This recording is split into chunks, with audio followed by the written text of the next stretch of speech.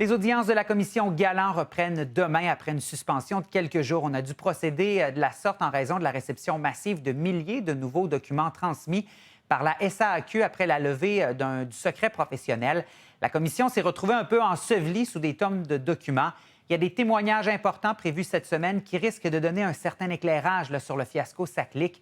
On en parle avec Jacques Bourgault, qui est professeur associé à l'École nationale d'administration publique. Bonjour, M. Bourgault. Bonjour, M. Gamache. Merci d'être avec nous. C'est quand même assez particulier, ce qui s'est passé dans les derniers jours, que la commission suspende ses travaux parce qu'on était enseveli sous des documents. Qu'est-ce que ça risque d'avoir comme répercussion pour la suite de la commission? Parce que quand même, on nous donnait une idée, là, c'est beaucoup de courriels et des gigs, des gigs qu'on appelle là, de données importantes à analyser. Ben oui, on parle de 700 gigaoctets. Alors, c'est énorme.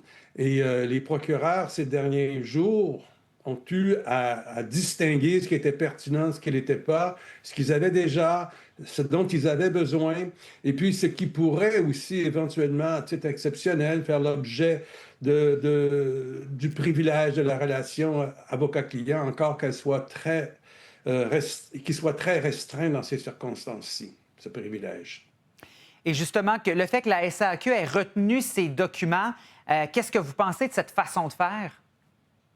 Bien, je pense qu'il était temps qu'ils le fassent. C'est que les sociétés d'État ont une obligation de reddition de comptes. Ça, c'est le principe général auquel peut s'appliquer quelques rares exceptions. Et là, ils ont mis l'exception de manière générale, elle. Et ça, c'était vraiment un grand problème qui a été résolu, ou à peu près résolu, la semaine dernière. Mais ça a créé une surcharge de travail pour les procureurs de la commission et ça pose un problème de la qualité de leur travail à ce moment-là parce qu'ils sont vraiment ensevelis sur beaucoup de documents et ils doivent procéder à des interrogatoires importants cette semaine, notamment celui de la PDG, Mme Tremblay, et celui du vice-président, M. Malenfant. Bien, justement, ces deux témoignages-là, à quoi on doit s'attendre? Sur quoi les procureurs devront vraiment mettre l'accent lors des interrogatoires? Bien, Mme Tremblay, Nathalie Tremblay, elle avait une excellente réputation jusqu'alors.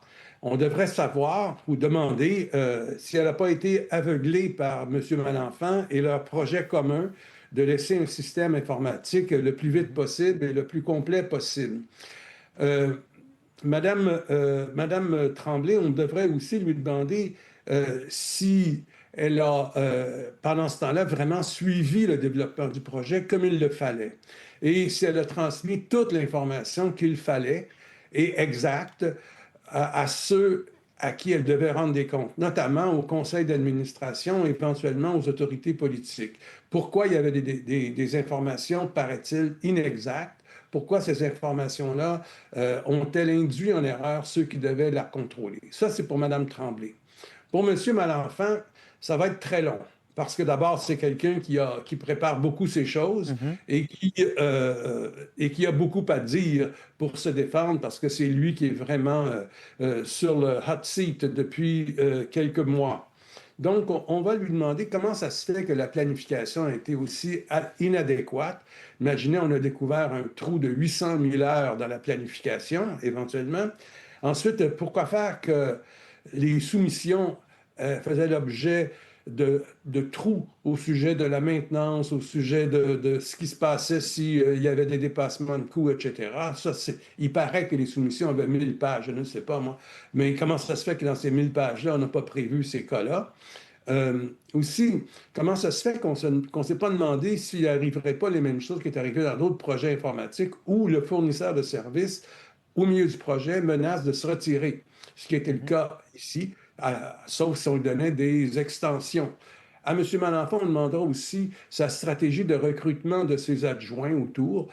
On demandera aussi comment ça se fait qu'il ne s'est pas bien entendu avec les gens de la vérification interne, comment ça se fait que sa vice-présidente aux finances a trouvé qu'il faisait de la rétention d'informations, comment ça se fait qu'il y avait tant d'erreurs sur les napperons en termes de coûts, de délais, d'alerte, etc. Et comment ça se fait que les tests n'étaient pas suffisamment satisfaisants avant qu'on lance vraiment le projet. Alors, tout ceci et bien d'autres choses. Donc, ça va être très long, ça va être probablement plus que les 2 jours qui sont prévus. Bien, totalement. Et comment on va pouvoir démêler j'allais dire le vrai du faux, parce qu'on peut s'attendre à certaines déclarations des témoins qui seront entendus cette semaine, qui vont contredire d'autres entendus auparavant. Après ça, le commissaire, lorsque vient le temps de faire un rapport, comment il va peser? Est-ce qu'il y a de la preuve documentaire qui peut un peu aider pour étayer ou décider de retenir une version plus qu'une autre? Bien, ça va d'abord être une question de preuve documentaire. Si ces documents ont été confirmés par d'autres témoins ou infirmés par d'autres témoins, j'en veux pour exemple le cas de M. Marsollet, un président qui a suivi Mme Tremblay et qui disait qu'il avait transmis les informations à un conseiller du ministre et comme ça, il avait informé le gouvernement, ce qui a été nié par toutes les autorités politiques qui ont passé qui ont passé là. Et on a su les choses seulement réellement lorsque M. Ducharme est devenu président et qui, lui, a vraiment pris en charge le dossier, l'information sur le dossier pour essayer de corriger aussi la livraison des services, ce qui était en crise lorsque ça a été lancé. Alors donc, c'est le travail d'un commissaire qui est habitué d'entendre en tant que juge des versions contradictoires et d'apprécier des preuves. Et on va voir avec quel niveau de certitude il va établir ses conclusions, puis ses recommandations. Parce qu'on peut dire, oui, je pense que c'est plutôt ça que ça. D'autres, on peut dire, oui, c'est absolument ceci qui s'est passé. Oui, alors ce sera vraiment intéressant de suivre la commission Galland cette semaine. Monsieur Bourgault, merci beaucoup pour votre éclairage ce matin. Je vous en prie, M. Gamache. Au plaisir. Passez une belle journée. Au plaisir.